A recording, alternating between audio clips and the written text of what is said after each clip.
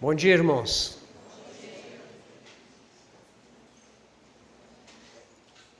Damos graças ao Senhor por esse tempo tão maravilhoso que o Senhor tem dado para nós. Nós que viemos de longe, lá do sul, é uma alegria ter esses dias de convívio com a nossa família reunida aqui em Goiânia nesses dias. Irmãos não somente daqui, mas dos arredores e também vindos de longe, que nem nós. É um prazer, é uma grande satisfação estar entre aqueles a quem o Senhor remiu, compartilhando da vida de Cristo, recebendo do Cristo que está em cada um de vocês, irmãos. Para nós, isso é um dos maiores privilégios que a gente tem em poder estar com o povo de Deus. Gostaria de convidar os irmãos para nós abrirmos as nossas Bíblias na primeira epístola de Paulo a Timóteo, 1 Timóteo capítulo 4, versículos 7 e 8.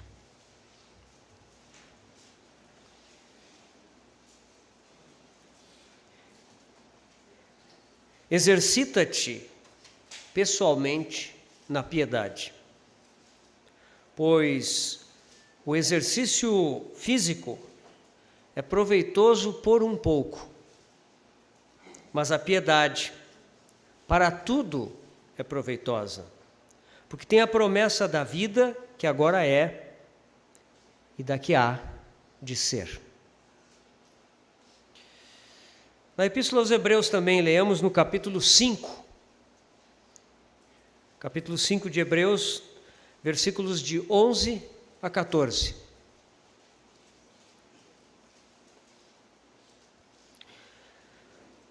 A esse respeito, temos muitas coisas que dizer e difíceis de explicar, porquanto vos tendes tornado tardios em ouvir.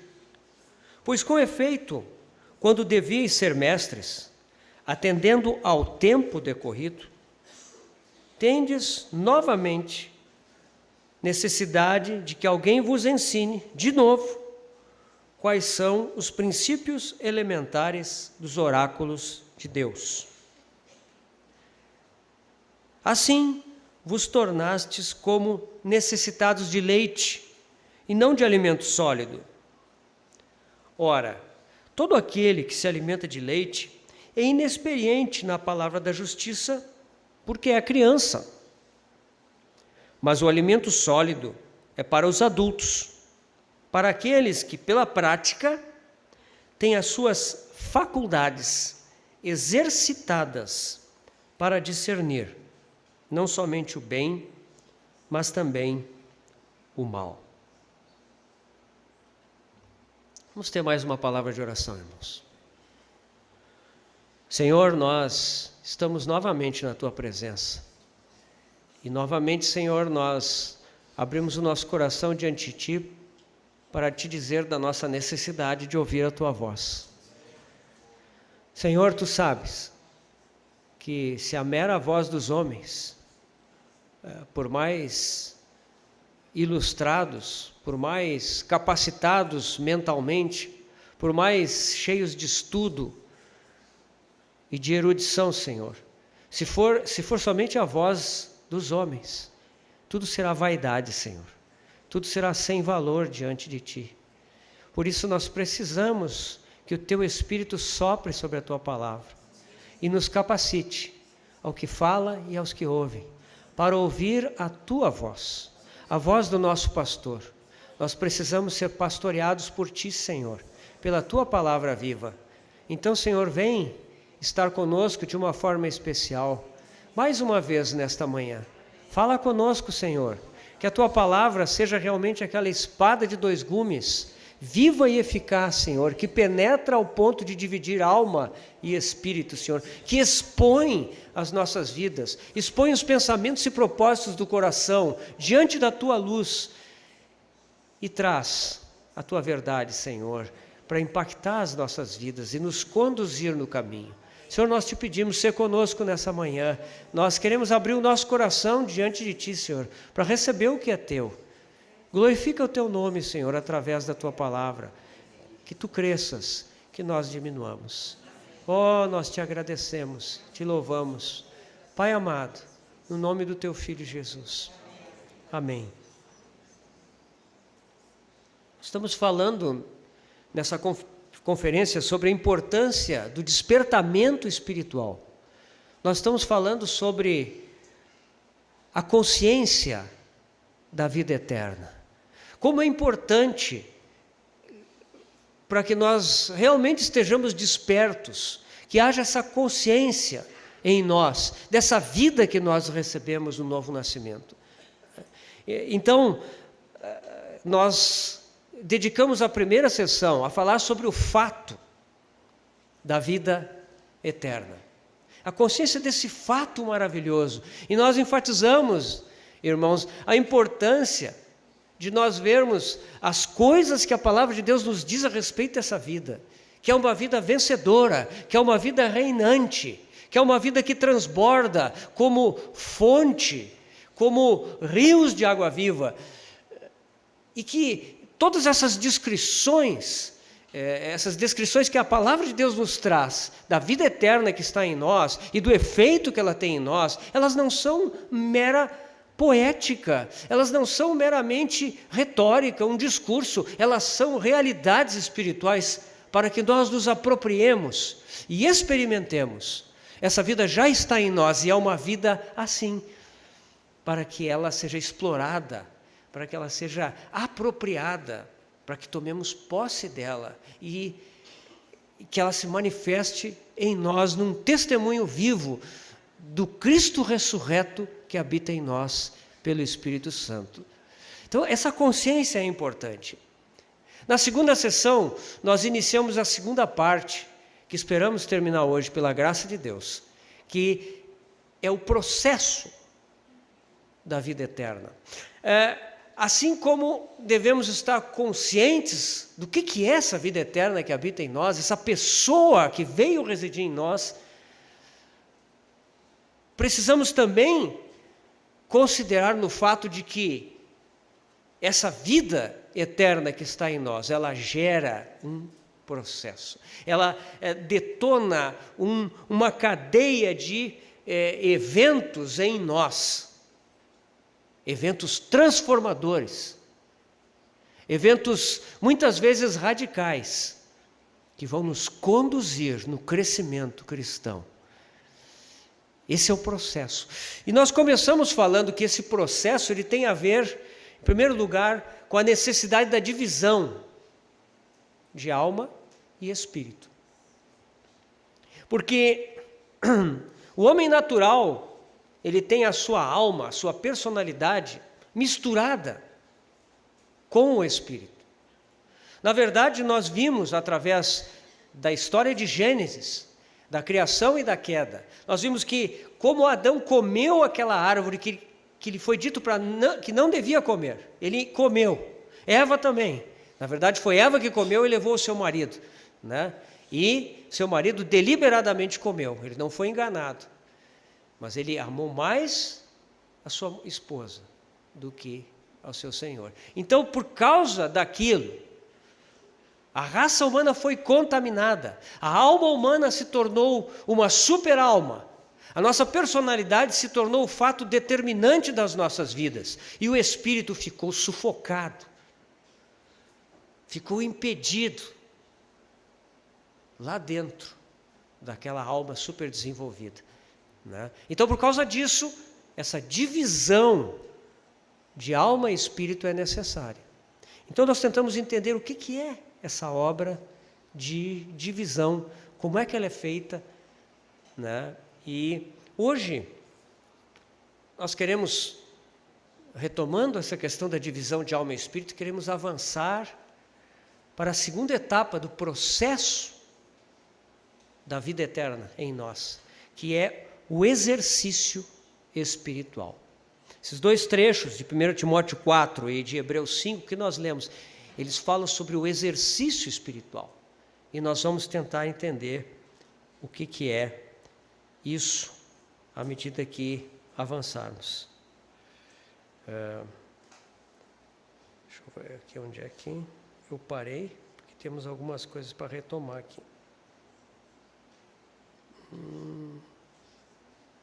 Aqui. Eu gostaria de mostrar algumas imagens, só para nós retomarmos um pouquinho o que vimos ontem. Tá. Eu não sei se eu consigo um desses microfones aqui, funciona? Será? Porque daí eu posso ficar mais perto ali. Esse aqui eu...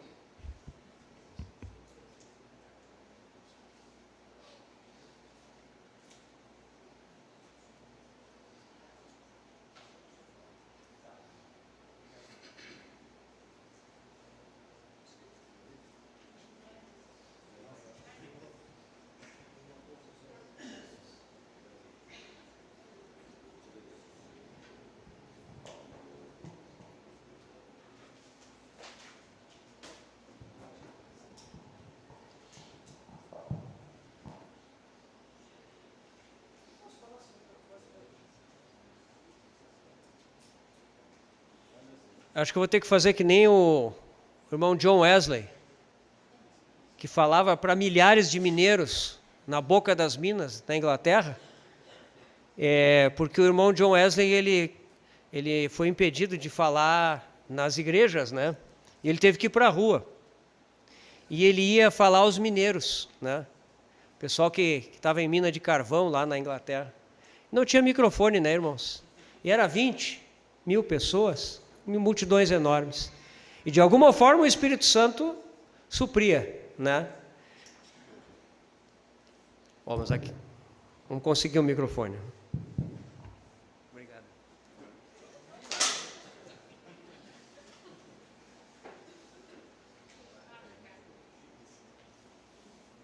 Eu acho que a gente resolve aqui sem microfone mesmo. É rapidinho ali. Acho que sim. Senão vai atrapalhar mais. Eu gostaria, irmãos, todos me escutam? Lá no final? Tá. Então, rapidamente aqui, né? Eu não sei se não vai atrapalhar a gravação. É problema? Pega lá, né?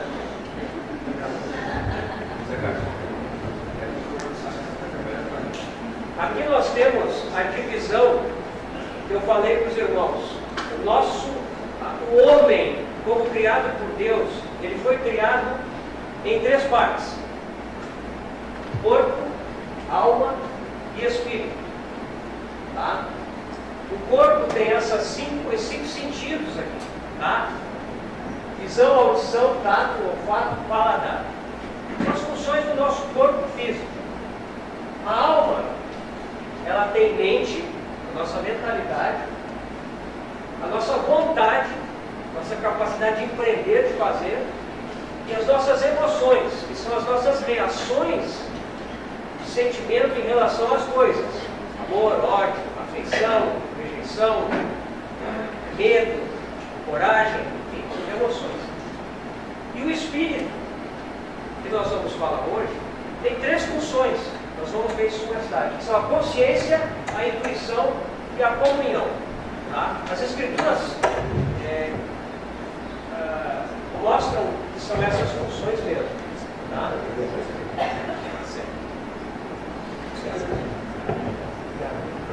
Então, aqui, irmãos,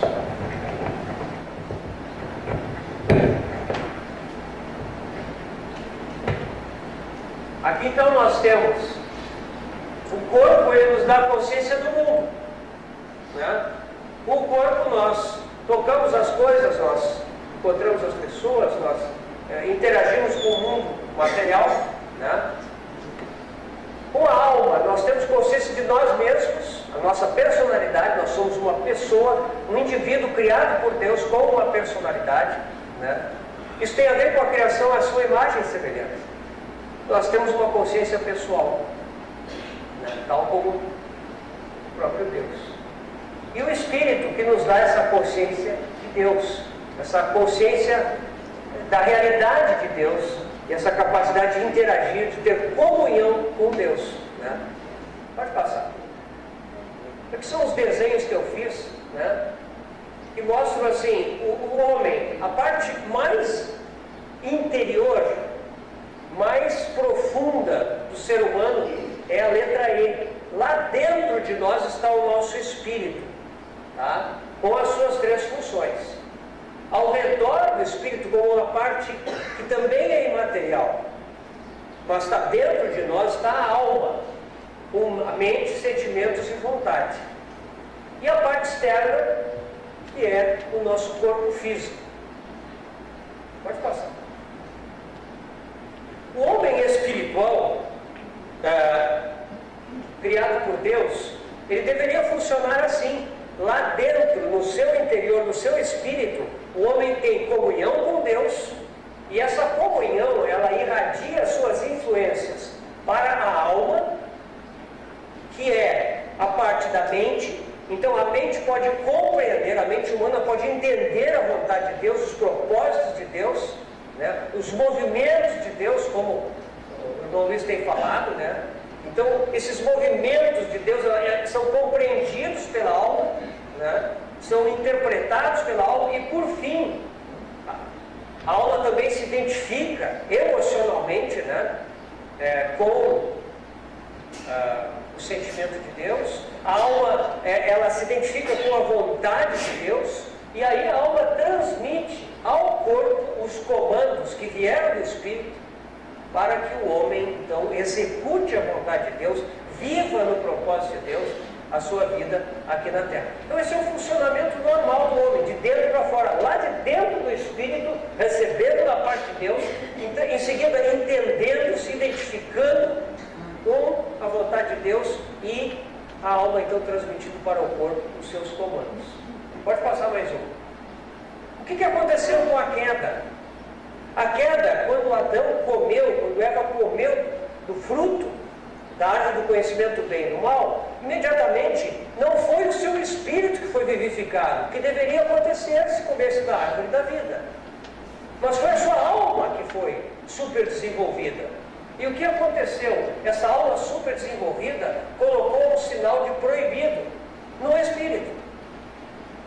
Ou seja, o espírito foi sufocado, foi amordaçado, ele foi usurpado. Aquelas funções que no ser humano normal deveriam ser executadas pelo espírito, comandando a alma e o corpo, agora a alma tomou conta, usurpou, né?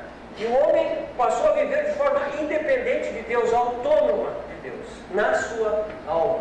Então o que acontece? A alma agora oprime o espírito, ela silencia a voz do espírito, né? E assume o comando e dirige o corpo conforme a sua vontade, né? Não só dirige o corpo de acordo com a sua vontade, mas também atende às demandas incontroladas do corpo. Essa é a condição do homem natural. O homem, no grego diz o homem psíquico, o homem que vive segundo a sua psique, segundo a sua alma, né? Mente, emoções e vontade. Pode passar. A palavra de Deus fala que existe um homem diferente desses dois, que é o homem carnal. Nós já vamos ver isso. Nós vamos ver as escrituras a respeito disso. O homem carnal é o homem que o Espírito foi vivificado. Ele recebeu a vida de Deus. Paulo diz lá para os Coríntios, em 1 Coríntios 13, né? Não vos pude falar como espirituais, mas como a carnais. Né? Então existe essa possibilidade. A Escritura deixa claro. Alguém que teve o seu espírito vivificado, tá? A placa de proibido não está mais lá. Mas, por outro lado, a sua alma continua impedindo a plena manifestação do Espírito. O Espírito pode se manifestar esporadicamente em algumas coisas, mas a alma ainda está no controle, e por causa disso o corpo também não está debaixo do controle completo de Deus. E esse é o homem que vive uma experiência misturada, uma experiência de uma vida cristã que ora tem vitória, ora tem derrota, ora está em cima, ora está embaixo, né? E isso impede o crescimento, e por isso que Paulo chama esses de crianças, né? Em Cristo. Pode passar. Mas o objetivo de Deus, na verdade, é esse aqui. Né? É que o Espírito controle a alma, compreenda, se identifique e transmita os comandos para o corpo. E aí o homem viva de acordo com a vontade de Deus. Acho que esse é o último. Né? É isso aí, então. Vamos voltar aqui para...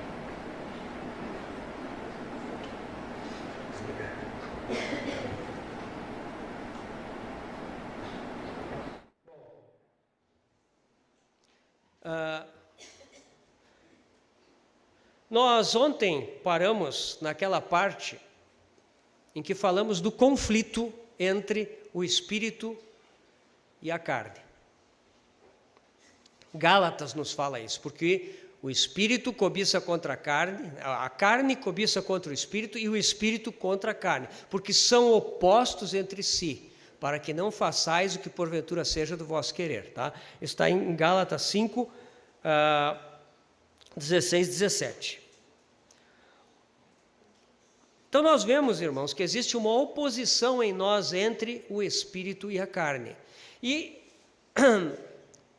é importante nós entendermos o que é a nossa vida cristã. Irmãos, existe um sofisma, existe uma coisa perniciosa, é uma noção superficial do cristianismo que nos dá aquela ideia de que quando nós nascemos de novo, tudo se resolveu. Tudo está completo já. Agora eu só tenho que andar, eu só tenho que caminhar. Eu até posso andar meio despreocupado. Eu aprendo uma coisinha aqui, outra ali, na conferência, naquela comunhão com o irmão, sabe? Eu vou numa reunião, aprendo alguma coisa. A gente adquire uma forma de andar que é uma forma descuidada.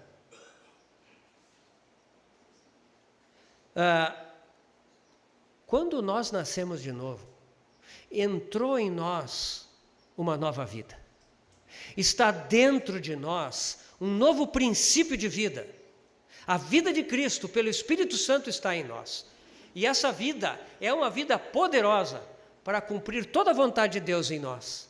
Mas essa vida precisa ser apropriada. Ela precisa ser possuída, ela precisa ser tomada.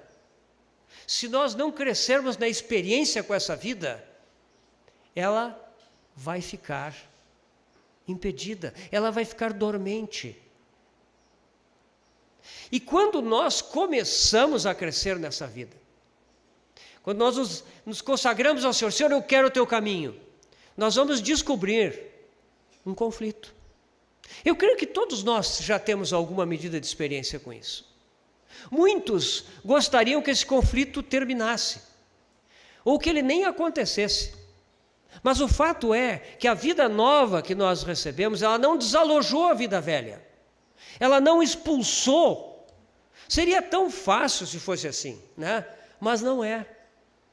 Há um conflito entre nós. E, meus irmãos, a consciência da vida eterna, ela precisa incluir esse elemento. A consciência de que em mim não habita bem nenhum. Paulo descobriu isso lá em Romanos 7. Porque a lei é espiritual, eu todavia sou carnal, vendido à escravidão do pecado. Paulo já havia tido uma experiência de novo nascimento. Isso não é algo relacionado ao incrédulo. Ali em Romanos nós temos uma sequência bem clara. Quando nós chegamos ali no capítulo 3, nós temos a justificação. E aí, quando entramos no capítulo 6, começa a parte de santificação. E o capítulo 7, Paulo está falando do conflito que há no cristão. Na descoberta de que dentro de nós há um inimigo. E o nosso crescer em Cristo, irmãos, ele precisa ser uma crescente consciência deste velho homem, desta natureza carnal que está em nós, e da nova natureza, a vida de Cristo que está em nós. Porque a vida cristã será, até o dia da glorificação, uma constante escolha, uma constante tomada de posição. contra o velho homem, contra a natureza carnal, a favor da vida de Cristo, a favor do Espírito Santo que em nós habita. Essa posição precisa ser tomada cada momento. E essa posição só pode ser tomada se eu tenho consciência de que há em mim essa vida velha. Meus irmãos, muitas vezes os cristãos, eles estão defendendo o seu velho homem. Eles estão defendendo, justificando, apresentando justificativas para a sua natureza carnal. Mas, se assim for, nós seremos sempre crianças em Cristo. Paulo diz assim em 1 Coríntios, capítulo 3, versículos de 1 a 3. Eu, porém, irmãos, não vos pude falar como a espirituais, e sim como a carnais, como a crianças em Cristo. Leite vos dei a beber, não vos dei alimento sólido, porque ainda não podieis suportá-lo. Nem ainda agora podeis, porque ainda sois carnais. Porquanto, havendo entre vós ciúmes e contendas, não é assim que sois carnais e andai segundo o homem? Então aqui, Paulo está falando a irmãos, eu, porém, irmãos, não vos pude falar como a espirituais, e sim como a carnais, como a crianças em Cristo. Então, aqui nós vemos, Paulo está falando com gente que nasceu de novo, com irmãos, os irmãos de Corinto. Ele está chamando eles de carnais. Eles estão em Cristo, mas são crianças em Cristo. Então, já deveriam ter crescido, mas não haviam crescido. Vocês lembram que João diz, na sua primeira epístola, ele divide os cristãos em 3 grupos, né? Os filhinhos, os jovens e os pais, né? É muito bonito a gente ver ali quais são as características de cada um. Mas a Escritura nos instrui a ver que o crescimento do cristão, ele tem esses estágios e eles devem acontecer em sucessão. Os filhinhos, que maravilha ver os filhinhos pequenos, eles são crianças. Então, a gente ainda vê certas vacilações, certas dúvidas, certos tropeços, que são típicos. Mas, se aquilo continua assim, se a vida cristã continua daquele jeito, nós temos um problema. Porque eles deveriam, os filhinhos devem se tornar jovens. Os jovens, eles são firmes na palavra de Deus, eles têm vencido o maligno. E os jovens, eles devem continuar também, até se tornarem pais. Esse é o caminho. É um crescer constante que nunca para.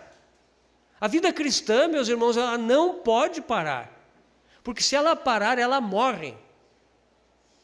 A natureza da vida cristã é uma vida de constante crescimento, dia a dia, até a vinda do Senhor. Então, estes irmãos lá em Corinto, eles tinham a vida nova, eles receberam essa vida nova, eles nasceram do alto, Cristo habitava neles, mas esse Cristo estava impedido, esse Cristo não conseguia crescer. Por quê? Porque eles eram carnais.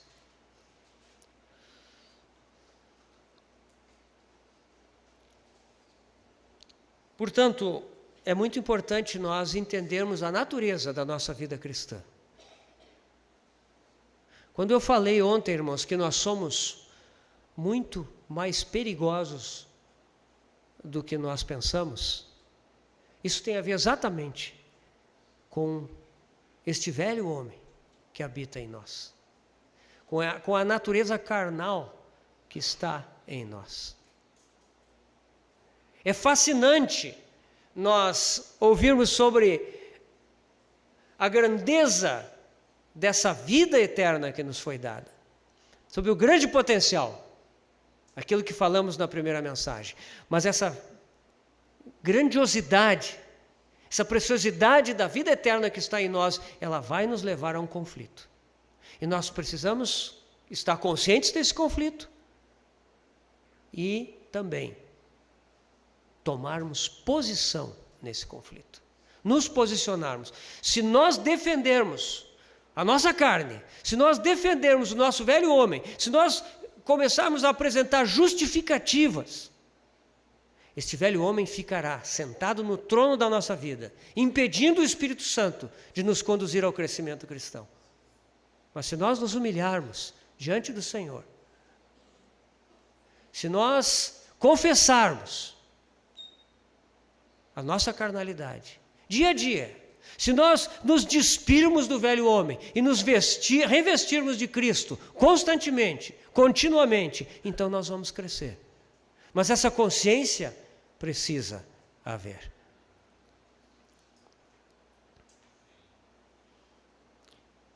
Tem um exemplo no Antigo Testamento que me parece muito precioso, irmãos, que é a vida de Davi. Davi tem tantas lições, né? Davi era um homem muito sensível ao Espírito Santo. Às vezes nós dizemos assim, eu tenho o Espírito Santo, o pessoal da antiga aliança não tinha. É verdade, eles não tinham essa habitação interior. Mas se nós vemos a vida de Davi, meus irmãos, nós vamos ver alguém que vivia em uma proximidade muito grande com o Espírito Santo. E por causa disso ele teve uma experiência que muitos de nós que negligenciamos a habitação do Espírito Santo não temos. Davi sabia que ele havia sido ungido rei de Israel. Ele era, pela vontade revelada de Deus, para ser o rei de Israel. No entanto, ele foi durante tantos e tantos anos perseguido pelo rei Saul. Quando ele estava na caverna de Adulão, escondido, e Saul lá entrou, ele teve a oportunidade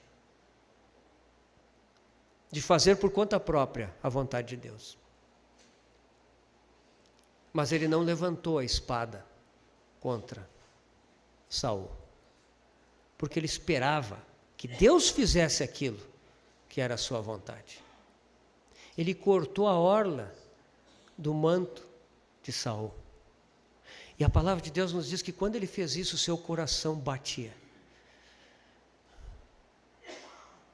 Porque naquele momento ele teve consciência de que ele estava muito próximo de violar o mandato de Deus, a direção do Espírito de Deus. E o seu coração bateu muito forte, se acelerou. Porque ele tinha sensibilidade espiritual. Ele esperou até que Deus removeu Saul e o ungiu rei. E, portanto, irmãos, é fundamental que nós percebamos esse conflito entre a carne e o espírito, entre o velho homem e o novo homem. Em Romanos 8, nós temos uma coisa maravilhosa.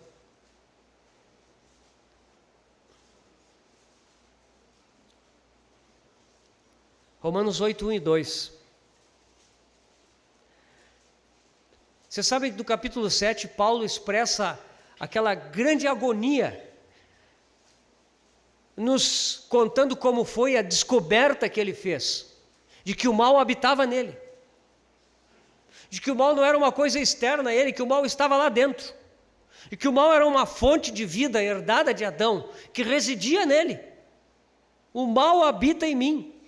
Ele descobriu isso em Romanos 7. Mas aí em Romanos 8, 1 e 2, olha o que ele descobre.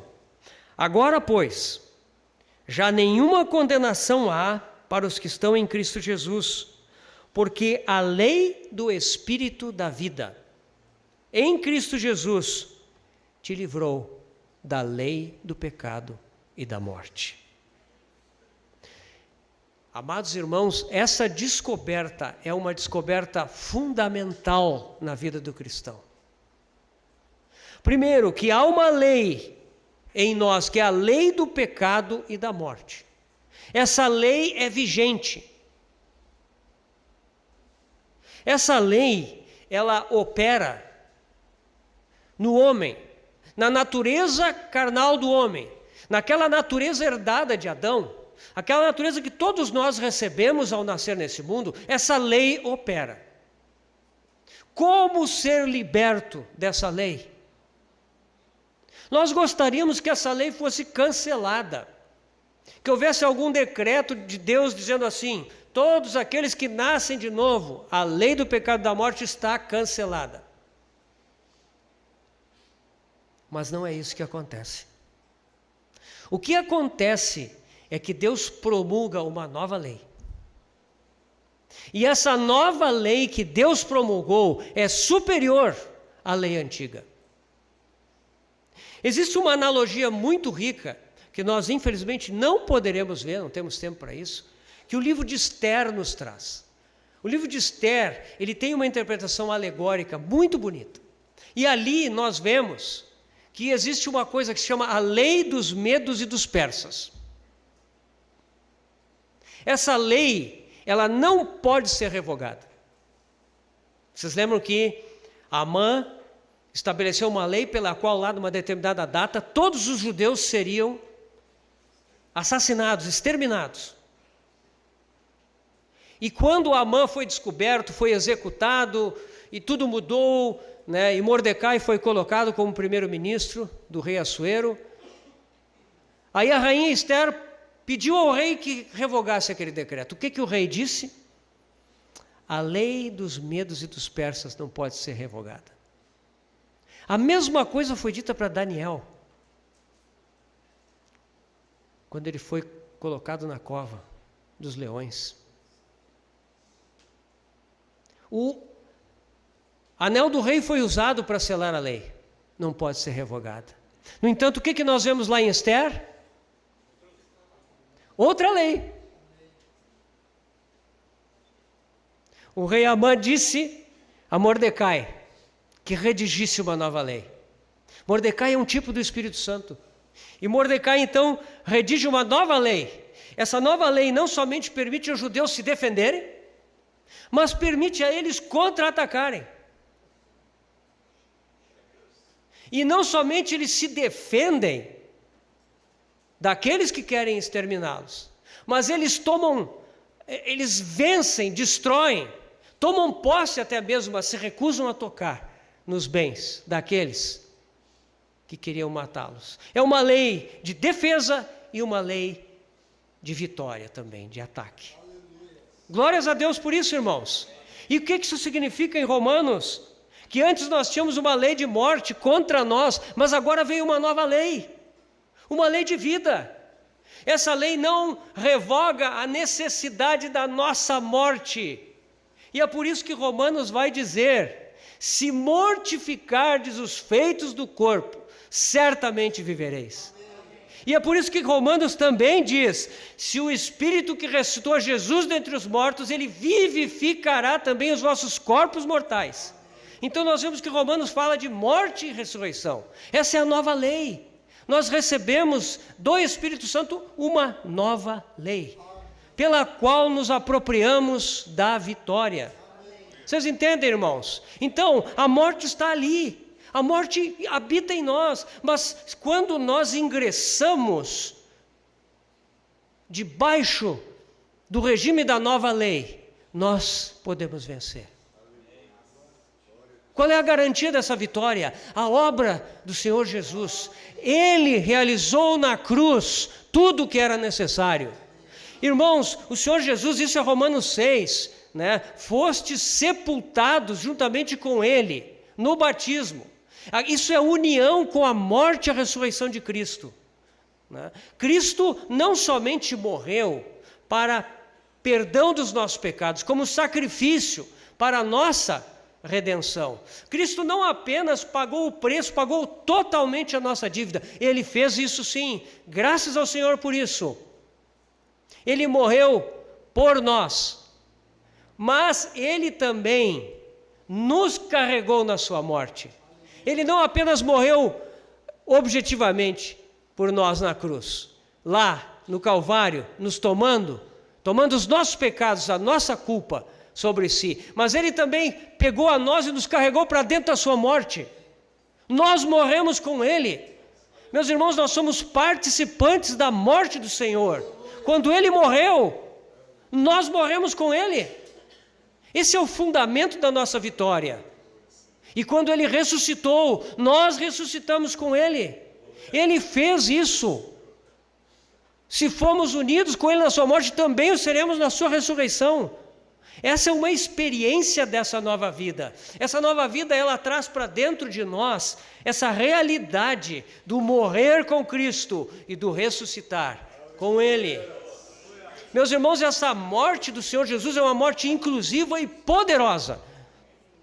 Ela é poderosa para destruir com os feitos do velho homem, para destruir com as obras da nossa carne. E quando nós nos damos conta da potência, do poder dessa morte inclusiva do Senhor, então nós podemos reivindicar essa morte. Agora, se nós amamos a nós mesmos, se nós amamos as nossas ideias, as nossas preferências, se nós amamos os nossos sentimentos, as nossas vontades, meus irmãos, como é que nós vamos reivindicar essa morte? Como é que nós vamos pedir ao Senhor, Senhor, eu não quero ser assim. E em nome de Jesus, eu rogo que Tu faças real a morte que eu morri contigo, sobre as minhas opiniões, sobre os meus maus hábitos, sobre os meus olhos impuros, sobre meu descontrole no gastar, sobre as minhas críticas, minha língua solta, sobre a minha passividade para contigo, minha preguiça para me aprofundar na Tua palavra, minha falta de desejo para a comunhão com os irmãos.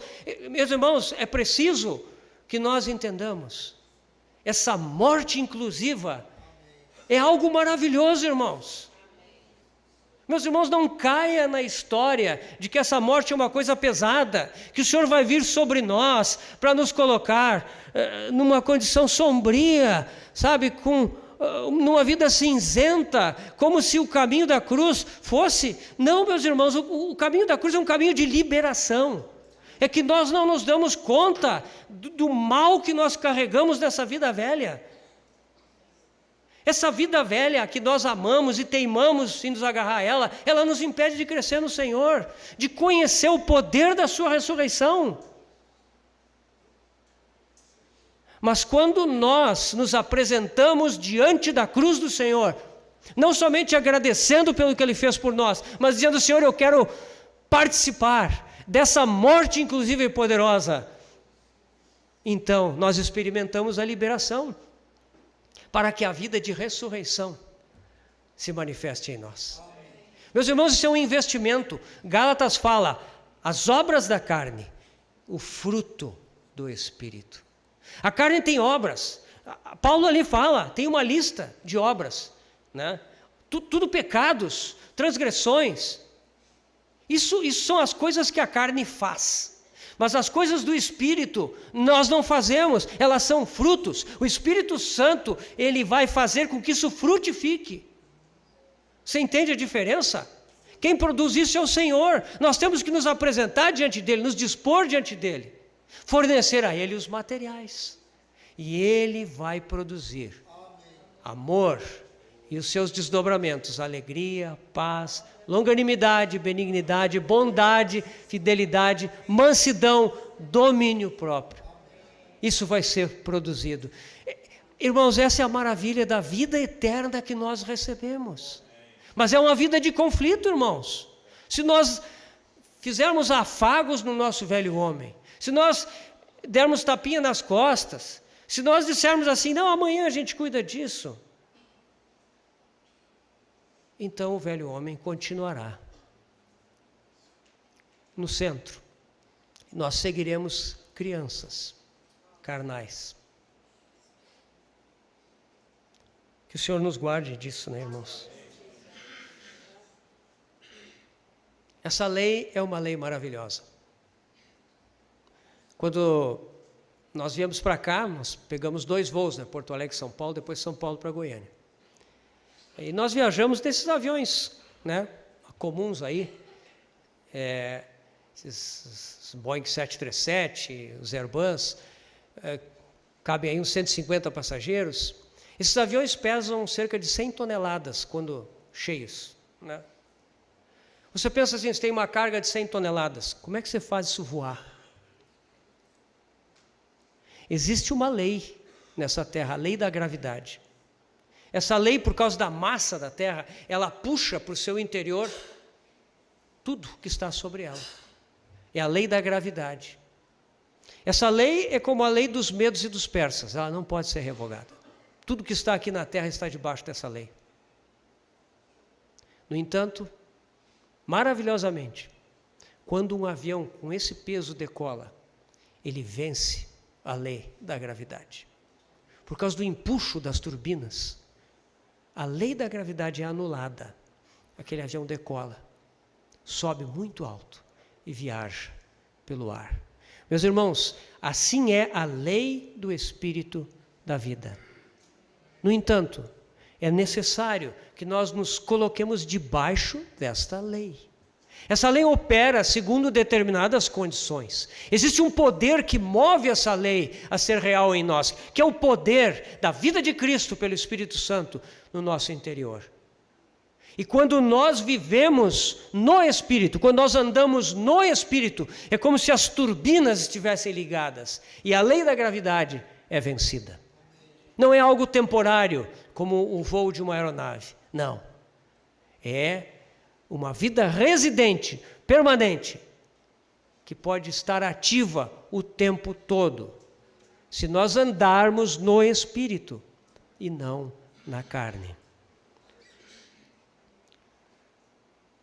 Se nós continuarmos em Romanos 8, nós vamos ver que existem algumas condições para nós nos colocarmos debaixo dessa lei, né? Vamos ler em Romanos 8, agora do versículo 5 ao versículo 7.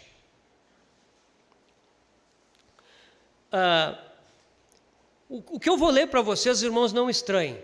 Nenhuma Bíblia aqui dos irmãos vai ter essa versão, porque aqui é uma combinação da versão Darby, que é uma versão escrita pelo irmão John Nelson Darby no século XIX, uma versão muito literal das Escrituras, né? Essa versão não existe em português ainda.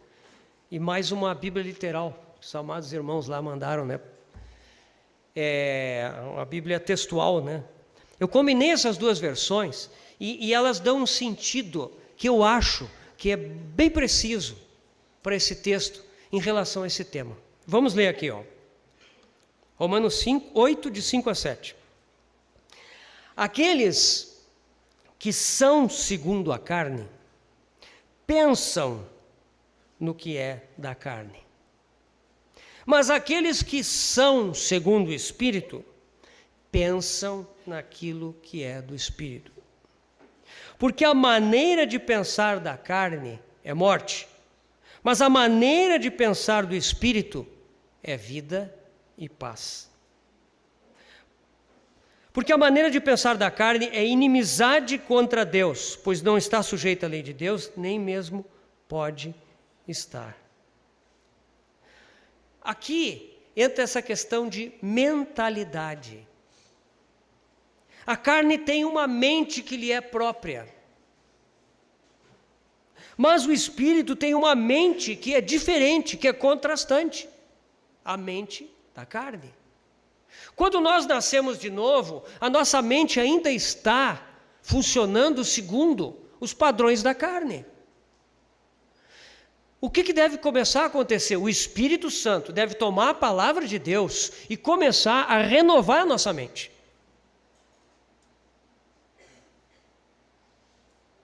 A nossa mente precisa ser renovada. Romanos 12, versículo 2, ele nos diz isso: transformai-vos pela renovação das vossas mentes, para que experimenteis qual seja boa, agradável e perfeita vontade de Deus. O que significa? Sem uma mente renovada, nós não poderemos experimentar a boa, a agradável e perfeita vontade de Deus. Poderemos até conhecer um pouco dessa vontade, mas a experiência dela vai ser impedida, porque a mente precisa ser renovada, irmãos. Nós temos padrões mentais, nós temos formas de pensamento que são centradas no governo da alma, centradas em nós mesmos. Nós relacionamos tudo conosco mesmos. O centro do universo somos nós, nossas opiniões, nossos gostos, nossas vontades. Estamos sempre ansiosos para dizer o que nós pensamos, aquilo que gostamos, que não gostamos. Essa mentalidade, ela precisa ser transformada. Paulo fala em 2 Coríntios, porque as armas da nossa milícia não são carnais, mas poderosas em Deus para a destruição de fortalezas, anulando sofismas, levando cativo à obediência de Cristo todo pensamento. O pensar é muito importante. Existem fortalezas, castelos, lugares onde foram construídos sofismas, enganos, concepções erradas de vida na nossa mente. E quando nós recebemos a vida de Cristo, essa vida ela precisa se manifestar e ela vai encontrar esses impedimentos, porque nós pensamos de uma forma que não é a mente do Espírito. Então, o Senhor não vai fazer uma faxina em 1, 2 dias, irmãos. Não, Ele não faz isso. Mas o Senhor vai lentamente nos levar num processo de renovação da mente, de desalojar essas fortalezas, esses pensamentos centrados em nós mesmos, centrados nos nossos interesses, essas avaliações que nós fazemos das coisas, sempre levando em conta o que eu perco e o que eu ganho. Sempre levando em conta o meu sentimento. Vou me sentir bem ou vou me sentir mal? Me agrada ou me desagrada? Essa é a mentalidade, essa é a mente da carne que dá para a morte. Mas a mente do Espírito dá para a vida e paz. Então aqueles que são do Espírito, eles pensam naquilo que é do Espírito.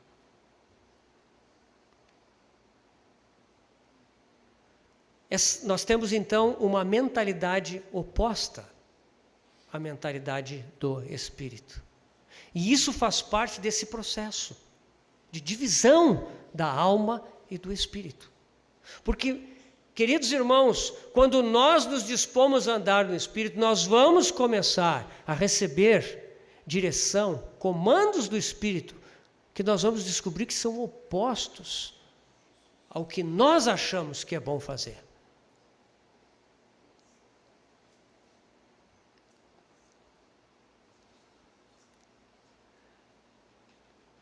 É por isso que esse processo de renovação da mente é uma renovação cultural. Quando alguém vai para uma faculdade, fazer um curso superior, o que vai acontecer? Essa pessoa vai ser imersa num universo de conhecimentos que ao final daquele curso vai permitir que essa pessoa atue na sua área profissional. Vocês imaginem um médico, antes dele entrar na faculdade. Aí ele passa todo aquele tempo estudando, praticando, faz sua residência. Depois, quando ele entra na sala de cirurgia para cortar e operar uma pessoa, ele está habilitado. Aquilo para ele não é mais uma novidade. Ele recebeu um treinamento, ele recebeu toda uma cultura, não só de livros, mas de práticas, de colegas, de professores, instrutores. E aquilo o capacitou. Meus irmãos, a mesma coisa acontece conosco na vida cristã. Nós achamos que a vida cristã é uma coisa instantânea, que nós fazemos uma meditaçãozinha aqui, que nós conversamos com o irmãozinho ali, que nós decidimos um dia ir no retiro espiritual lá, e que nós vamos viver a nossa vida cristã sem aprofundarmos as nossas raízes do Senhor. Nós achamos que vamos conhecer o Senhor sem entrar cada dia no nosso quarto, fechar a porta e separar um tempo exclusivo para estar com o Senhor, para orar ao Senhor, para dar tempo para Ele falar conosco, para meditar nas coisas à luz da presença dEle. E meus irmãos, quando nós negligenciamos isso, é evidente que não podemos estar debaixo da lei do Espírito da vida.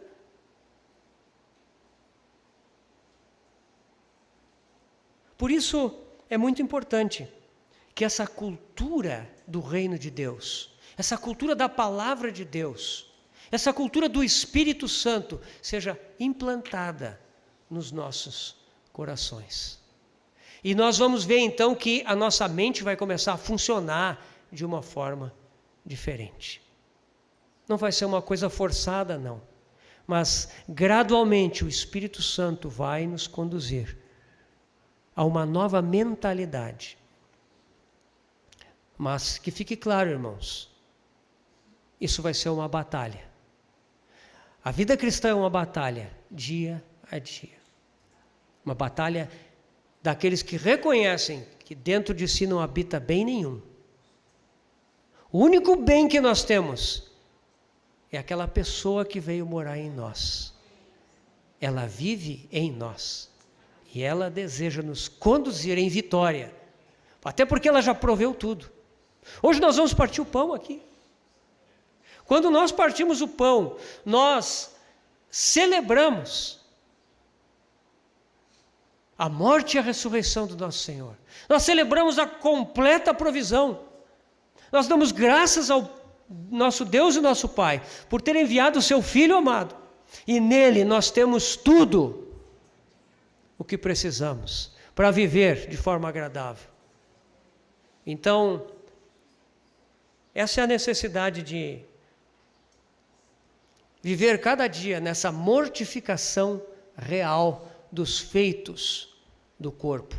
Quando Paulo fala dos feitos do corpo, né? Romanos 8,13, porque se viverdes segundo a carne, caminhais para a morte, mas se pelo Espírito mortificardes os feitos do corpo, certamente vivereis.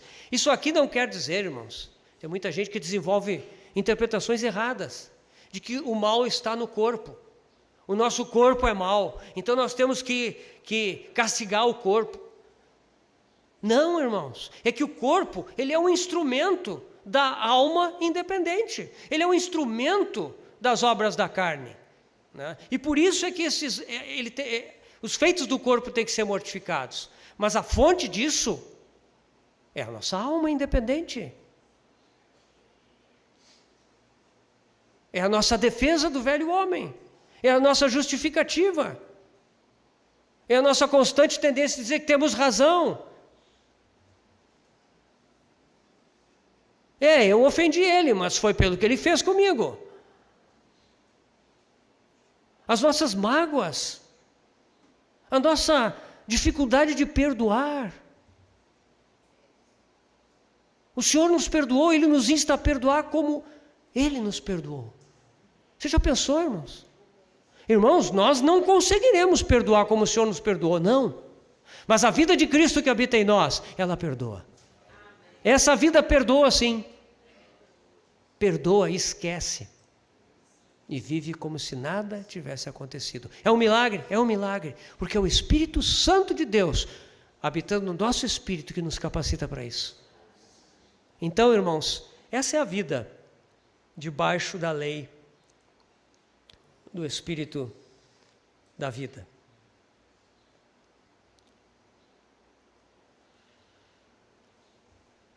Muitos têm problemas com o ensino da Bíblia.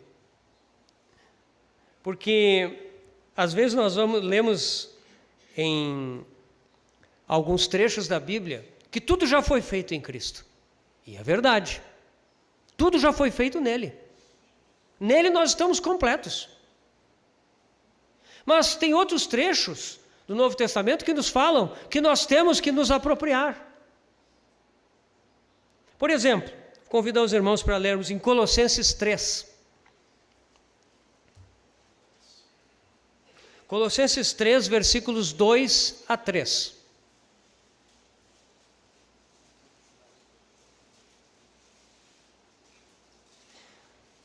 Pensai nas coisas lá do alto, não nas que são aqui da terra, porque morrestes, e a vossa vida está oculta juntamente com Cristo em Deus.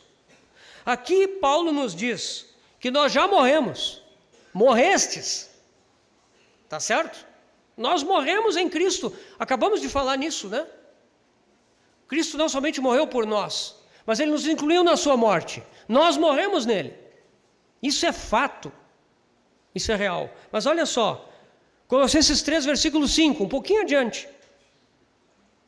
Fazei, pois, morrer a vossa natureza terrena. Prostituição, impureza, paixão lasciva, desejo maligno e avareza, que é idolatria. Então aqui, parece que a nossa cabeça fica assim, tá, morrestes, fazei morrer. Meus irmãos, o Novo Testamento sempre mostra esses dois aspectos da obra de Cristo por nós. Aquilo que nós já temos nele e a posse experimental dessas coisas que já temos nele a cada momento. Essas duas coisas andam juntas.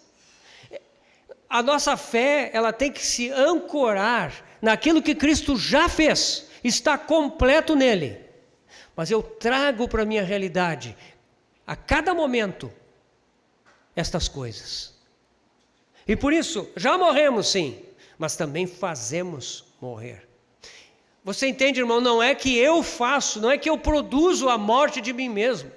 Se nós fizermos isso, isso vai ser ascetismo. Isso vai ser aquelas coisas que os monges faziam. Eles se afastavam do mundo para não pecar, para não enxergar as coisas, sabe? Isso não adianta coisa alguma. Eles faziam penitência, eles se chicoteavam a si mesmos, eles dormiam em colchões com espinhos. Eles faziam todas as coisas. Tinha alguns que faziam jaquetas com espinhos para dentro, assim, né? E eles colocavam aquelas jaquetas, eles apertavam, e daqui a pouco eles apertavam mais ainda, porque eles diziam assim, é preciso sentir dor. Meus irmãos, nós não podemos mortificar a nós mesmos, mas nós podemos sim nos sujeitar ao morrer de Jesus, a cada momento, rogando que Ele faça isso, e nos dispondo para que essa obra seja feita. Então, já morrestes, mas também fazei morrer. Na mesma epístola, no versículo 9 do capítulo 3 de Colossenses. Não mintais uns aos outros, uma vez que vos despistes do velho homem, com seus feitos. Vos despistes. Isso já aconteceu. Em Cristo já aconteceu isso. Quando nós cremos no Senhor, isso se tornou real para nós.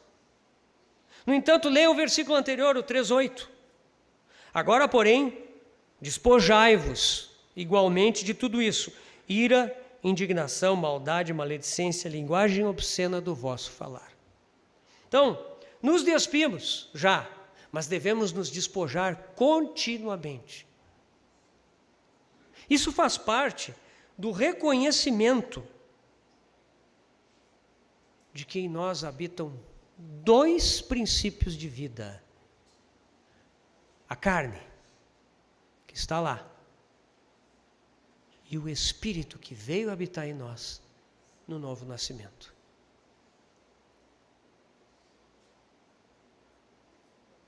O Senhor Jesus, ao falar sobre a carne, primeiro lá em João 3, ele dividiu claramente. O que é nascido da carne é carne, o que é nascido do Espírito é Espírito. O Senhor deixou claro, dois universos. Depois em João 6, ele vai dizer para os discípulos que estavam escandalizados com o discurso que ele fez do pão da vida, todo mundo foi embora. O Senhor perdeu todos os seus discípulos ali em João 6. Todos aqueles que o seguiam foram embora, exceto os 12. E o Senhor, uma das coisas que o Senhor fala para eles é essa: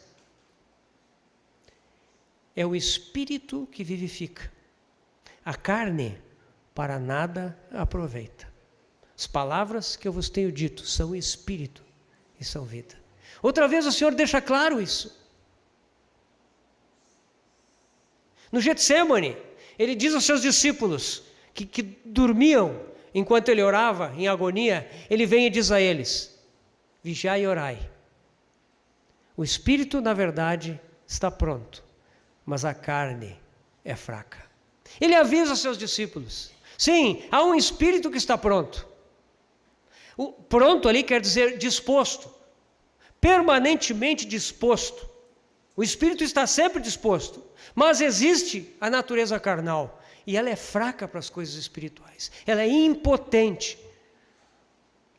Essa consciência deve ser sempre clara para nós, irmãos, para nós andarmos no Espírito, para nós andarmos debaixo da lei do Espírito da vida, para nós não sairmos do território da vigência dessa lei, porque aí vamos cair na lei do pecado e da morte, onde a carne opera com o princípio de vida. Então, é importante percebermos que a vida cristã é uma constante exortação para que nós sejamos aquilo que já fomos feitos. Vocês entendem a contradição disso? Ser aquilo que você já é. A palavra de Deus, o Novo Testamento nos exorta isso. Seja aquilo que você já é. Porque o sono espiritual, a necessidade do despertamento está relacionada com isso. Nós esquecemos dessas verdades, esquecemos que tem uma vida eterna em nós, cheia de potencial, cheia de energia, cheia de poder. O próprio Senhor está em nós e Ele quer caminhar conosco. Ele quer tomar cruz conosco, ao nosso lado. Ele não nos deixa sozinhos, não. Ele carrega conosco. Ele está ali com o jugo, junto conosco. Ele nos dá o seu fardo, mas é leve. O seu jugo é suave, porque Ele está conosco. Ele nos chama para isso, irmãos. Essa é a vida debaixo da lei do Espírito da vida. É uma vida onde nós achamos descanso para as nossas almas. Porque o fardo dele é leve e o jugo dele é suave. Então, meu irmão, minha irmã, seja aquilo que você é. Olhe para Cristo, para a sua obra completa e consumada na cruz. A palavra de Deus lá no Sermão do Monte, o Senhor nos diz assim: seja feita a tua vontade, assim na terra como no céu. E depois, lá no capítulo 16, ele vai dizer: tudo aquilo que ligardes na terra terá sido ligado no céu. Então nós ligamos aqui na terra aquilo que já é real no céu. Isso se aplica às nossas vidas. Mas nós devemos ligar. Nós devemos estar atentos para estar trazendo essa vontade, reivindicando essa vontade sobre as nossas vidas a cada momento. O exercício espiritual. Nós vamos concluir com essa parte sobre o exercício espiritual. Paulo diz a Timóteo: exercita-te pessoalmente na piedade, pois o exercício físico é proveitoso por um pouco. A atualizada, ela diz assim: o exercício físico para pouco é proveitoso. Mas aqui o sentido do texto não é esse. O sentido do texto é proveitoso por um pouco. O exercício físico é muito necessário, irmãos. Porque nós temos um corpo físico. Esse corpo é o templo do Espírito Santo. Ele deve estar em boas condições, em boa saúde. Não é correto negligenciar o corpo. Não é correto de se descuidar completamente da saúde. Não. Nós devemos procurar, sem exageros, sem idolatrar o corpo. Não, eu não estou falando disso. Mas nós devemos cuidar de ter um corpo saudável, uma boa alimentação, nos exercitarmos. Por quê? Porque o Senhor, enquanto Ele nos quer aqui na terra, Ele precisa que nós tenhamos um corpo para servi-lo. Mas o exercício físico é proveitoso apenas por um pouco, porque ele vai ser proveitoso só por esta vida aqui, terrena. Estes anos que o Senhor nos der aqui na terra. Agora, a piedade, ou o exercício espiritual, para tudo é proveitoso, porque tem a promessa da vida que agora é e a que há de ser. O exercício espiritual, ele é proveitoso para a eternidade. Quando nós nos exercitamos espiritualmente, Isso tem valor eterno. Hebreus. O texto de Hebreus fala de que eles haviam se tornado tardios em ouvir. Hebreus 5, de 11 a 14, que nós já lemos. Diz que quando eles deviam ser mestres, atendendo ao tempo decorrido, eles precisavam que alguém de novo ensinasse a eles os princípios elementares da palavra de Deus. Eles precisavam de novo beber leite. Eles não se emancipavam do leite, porque eram crianças. Nós já vimos que Paulo define o cristão que é criança, além do tempo, como cristão carnal. É normal ser criança na época de criança, assim como na vida física. Criança é criança, né? Agora, quando chega aos 20 anos e continua criança, nós temos algo sério. Então, eles deveriam poder tomar alimento sólido, mas o alimento sólido é para os adultos, para aqueles que já cresceram, para aqueles que, pela prática do quê? Tem as suas faculdades exercitadas para discernir não somente o bem, mas também o mal. Faculdades exercitadas, o que é isso? Tem irmãos que traduzem aqui sentidos espirituais. Essas faculdades aqui não são as da alma, não é a nossa mente, não é a nossa emoção, não é a nossa vontade. Essas faculdades aqui são as faculdades espirituais que o espírito humano possui para nos conduzir. São essas faculdades que nós precisamos exercitar, irmãos. Para andar no Espírito, essas faculdades precisam ser exercitadas. Meus irmãos, aqui é muito importante, a divisão de alma e espírito, ela visa separar isso, porque é muito comum que o cristão pense que exercitar essas faculdades espirituais é simplesmente continuar pensando com a mente, sentindo com as emoções naturais, desejando, querendo com a vontade natural, usando assim a alma para viver a vida cristã, usando a vida natural que nós temos, herdada de Adão, para viver a vida cristã. Essa confusão precisa ser desfeita, porque senão nós não vamos descobrir a grandeza e a riqueza da vida eterna que nos foi dada. Nós não vamos entrar nessa seara. Por quê? Porque nós vamos estar continuamente tentando viver as riquezas e as glórias da vida cristã pela energia natural do velho homem. Isso só leva a fracasso, a decepção, frustração. Meus irmãos, é por trás disso que está boa parte da mornidão do cristianismo, da passividade dos cristãos, do mundanismo de muitos cristãos e das tragédias que acontecem com muitos. Por quê? Porque não houve essa separação. Andar no Espírito envolve exercitar essas faculdades espirituais.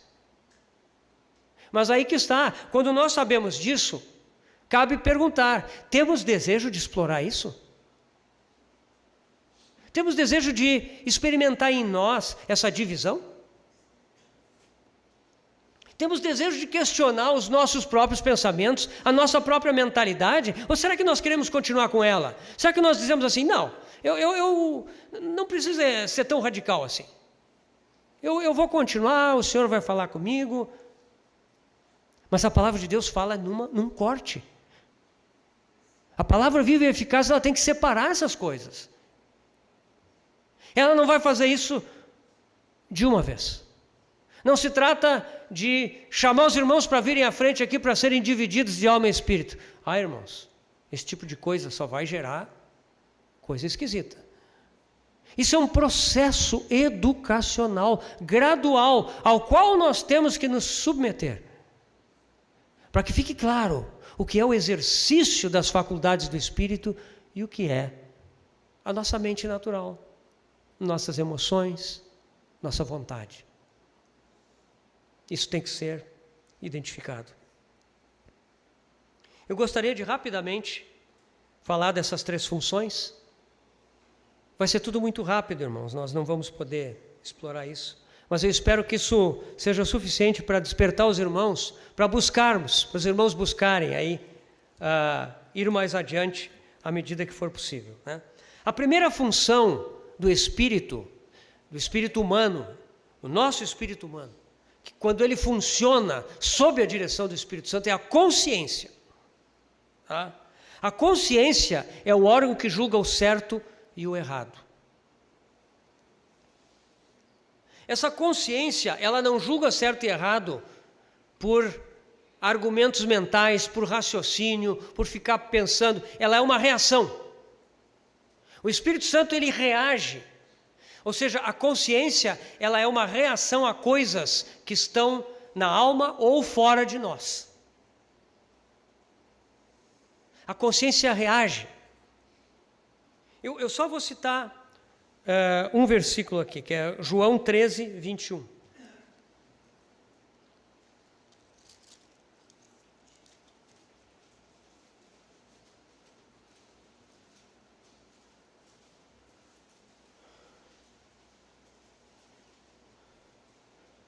Ditas essas coisas, angustiou-se Jesus em espírito e afirmou: em verdade vos digo que um dentre vós me trairá. Jesus aqui sentiu uma angústia de espírito, percebendo que esse era o momento da traição. A consciência, ela se identifica, ela é parecida com a nossa natureza sentimental, com as nossas emoções. Só que a fonte não é eu mesmo. A fonte é Deus. O que acontece? Nós estamos diante de uma situação e de repente nós perdemos a paz. A nossa consciência se perturbou. Então a consciência é uma reação, né? Mas isso implica sensibilidade da nossa parte, abertura, né? Então, que nem eu estava falando do evento da caverna de Adulão lá com Davi, né? Quando ele cortou a orla do manto do rei Saul, o que foi que levou o coração de Davi a bater? Foi sua consciência. A consciência não deve ser violada. A nossa consciência, ela sempre vai se manifestar.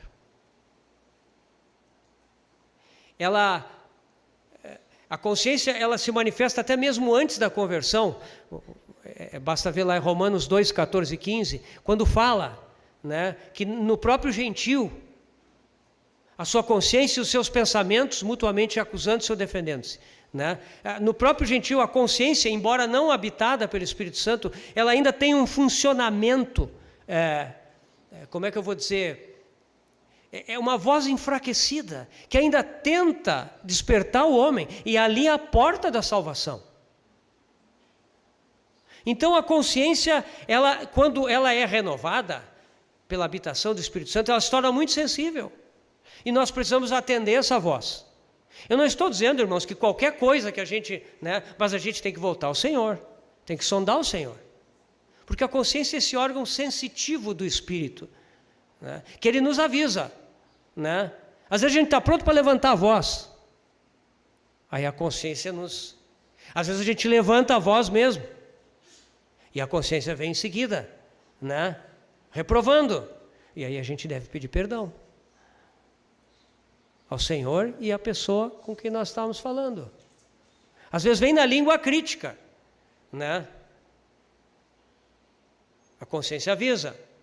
Aí às vezes a língua já foi adiante, a consciência condena. O que devemos fazer? Pedir perdão. Inclusive para a pessoa a quem nós fizemos crítica de outros, né? Então, essa é a voz da consciência. A intuição, ela não é um órgão de reação. Então, se a consciência se assemelha às nossas emoções naturais, mas a fonte é diferente, a intuição é um conhecimento que nós recebemos independente da nossa mente. A intuição é uma revelação. Às vezes nós chegamos num ambiente e sentimos algo estranho. Às vezes nós encontramos uma pessoa, conversamos com ela e percebemos algo estranho naquela pessoa. Não sabemos dizer o que é. Mais adiante nós descobrimos que havia algo ali.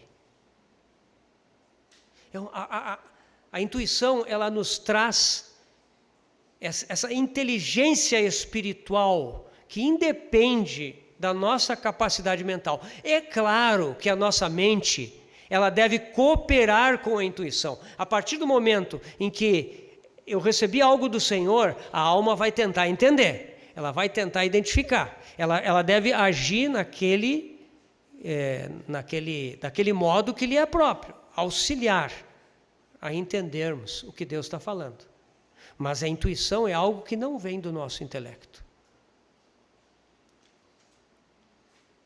A intuição, Marcos 2, de 6 a 8.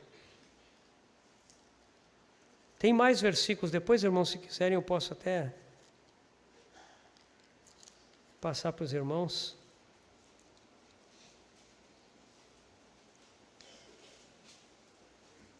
Marcos 2, de 6 a 8, diz assim: Mas alguns dos escribas estavam assentados ali e arrazoavam em seus corações.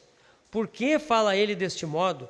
Isto é blasfêmia. Quem pode perdoar pecados, senão um, que é Deus?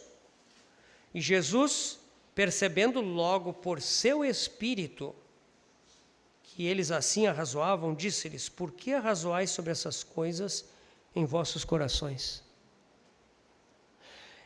O versículo 7 não é algo que eles disseram.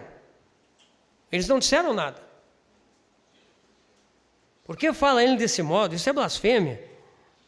No entanto, Jesus percebeu o que eles estavam dizendo pelo seu Espírito.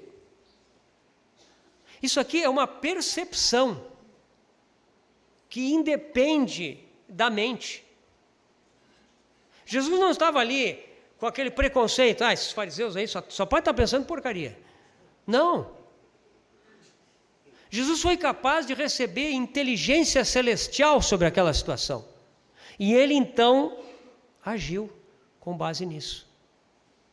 Meus irmãos, não tem uma concepção errada. Não pensem que, Jesus é o Filho de Deus. Ele sabia de tudo, ele enxergava tudo. O Senhor Jesus aqui, nós sabemos que quando ele veio a essa terra, ele se desvestiu da sua glória, da sua majestade. Ele não se desvestiu da sua divindade, isso é a sua natureza, de modo nenhum. Ele continuou sendo Deus, mas ele se desvestiu da sua onisciência, da sua onipresença. Ele não podia estar em Nazaré, em Jerusalém, em Jericó ao mesmo tempo. Ele estava só em um lugar. Ele não sabia tudo. Ele não enxergava todas as coisas. Ele não era onipotente, no sentido de poder fazer tudo o que ele queria. Não, ele estava limitado. Mas aqui, durante o seu ministério, o que ele atingiu? Ele atingiu a plenitude da humanidade. Nosso irmão nos falou ontem da transfiguração. Quando ele chegou ao Monte da Transfiguração, o que significa aquilo? Um homem pleno, um homem completamente identificado com o propósito de Deus, um homem que atingiu a maturidade absoluta. Por isso ele podia ser levado, se quisesse. Então aqui Jesus usou uma faculdade que nós temos, de intuição, percepção espiritual. Então essa é a intuição. Cuidado com a intuição, porque senão nós podemos daqui a pouco sair profetizando por aí, sair dizendo o que vem no nosso coração. A intuição, ela tem um fundamento, que é a palavra de Deus. Então, irmãos, como nós já falamos ontem, a base da intuição é a palavra de Deus. Quanto mais ricamente essa palavra habitar em nós, mais ricos nós vamos ser no conhecimento intuitivo das coisas. Por fim, a comunhão. A comunhão é o órgão do Espírito que nos permite ter comunhão contínua e incessante com Deus no nosso espírito.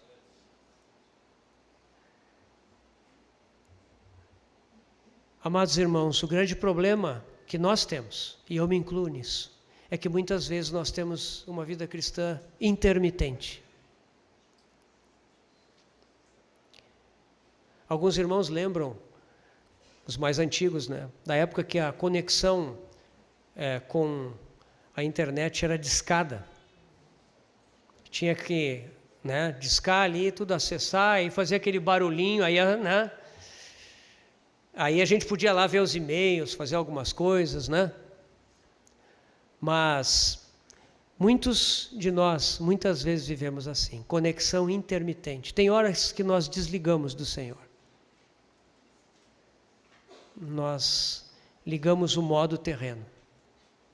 E é nessas horas, justamente, que o inimigo prepara as suas armadilhas.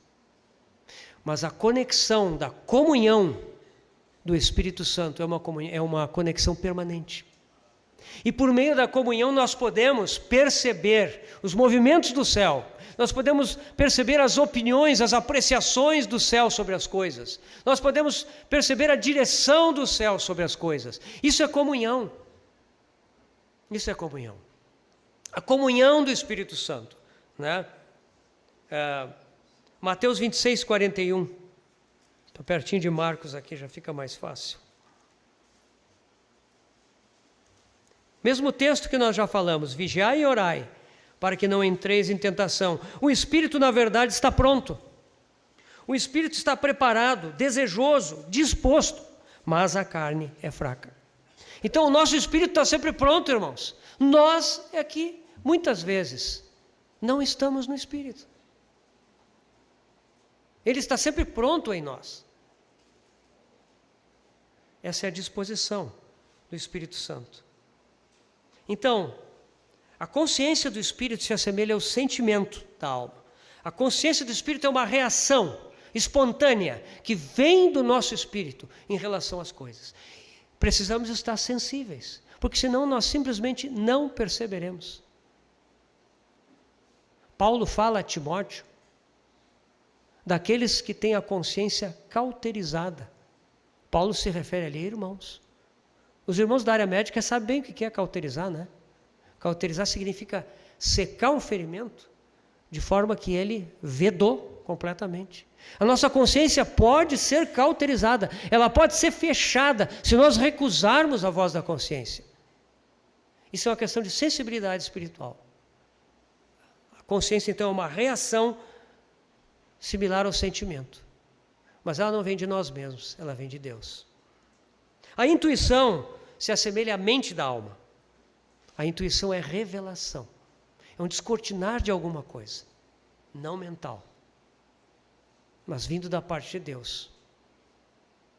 E a comunhão, ela se assemelha à vontade da alma.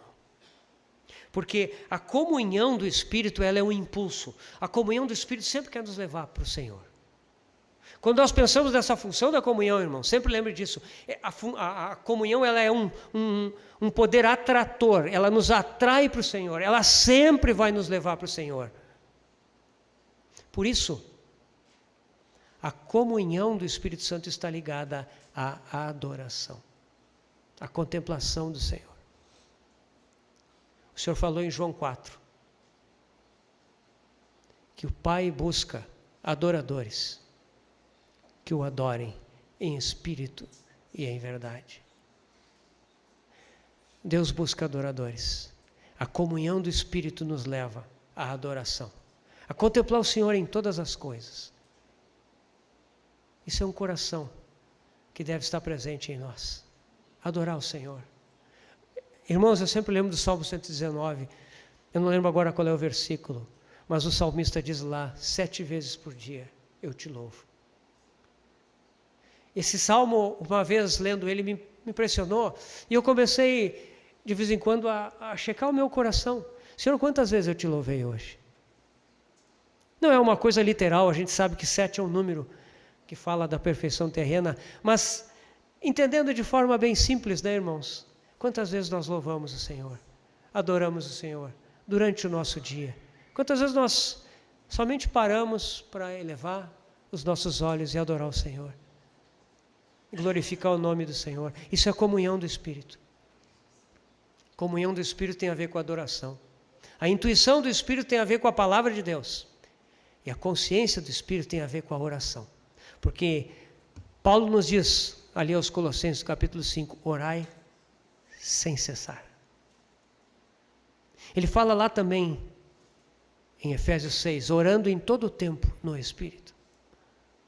O que é orar sem cessar? É estar em atitude de oração. É reagir diante das coisas em oração. É levar as coisas ao Senhor em oração. Então, irmãos, essas são as funções do nosso espírito. Isso é a nossa academia espiritual. Devemos frequentar bastante essa academia. Devemos exercitar a nossa consciência, a nossa intuição e a nossa comunhão. É assim que nós vivemos a nossa vida cristã. Essa é a vida que o Senhor falou para Nicodemos. O vento sopra onde quer. Não ouves de onde vem, nem para onde vai. Assim é aquele que é conduzido pelo Espírito. Então, irmãos, que o Senhor nos abençoe e fale ao nosso coração e nos leve a crescer nesse andar no Espírito. Isso é explorar a consciência dessa vida eterna que habita em nós. Isso é permitir que essa vida nos encha, nos tome por completo e transborde através de nós. Que o Senhor nos abençoe. Vamos orar. Senhor, nós te louvamos pela tua palavra eterna, que tu deixaste para nós estudarmos, conhecermos. Senhor, e nessa palavra nós vemos a tua direção para andarmos no Espírito. Senhor, nós somos tão pequenos, tão limitados. Ajuda-nos, Senhor, e conduz-nos a vivermos essa vida cristã em plenitude. Senhor, não deixa a nós, nem deixa a tua amada noiva viver uma vida subnormal, uma vida anormal. Não deixa que nós sejamos uma caricatura daquilo que tu planejaste em Cristo Jesus. Mas, Senhor, pelo teu Espírito que habita em nós, nos leva adiante, Senhor. Senhor, nos liberta de nós mesmos. Senhor, quebra as barreiras. Não deixa, Senhor, que o amor a nós mesmos seja maior que o amor a Ti, Senhor. Ó, Senhor, mas que possamos experimentar a Ti em plenitude. Senhor, que não deixemos para depois que partirmos dessa vida, Senhor. Mas agora, hoje, a partir de agora, queremos viver a vida eterna. Queremos dar lugar à vida eterna, Senhor. Ó, Senhor, ajuda-nos. Nós te pedimos. E assim, Senhor, agrada o teu próprio coração, vendo a vida do teu Filho expressada e manifestada nos teus filhos e na tua igreja. Senhor, essa é a oração que fazemos, agradecidos a Ti, porque sabemos que é teu prazer cumprir isso. Em nome do Senhor Jesus, ó Pai. Amém. Amém.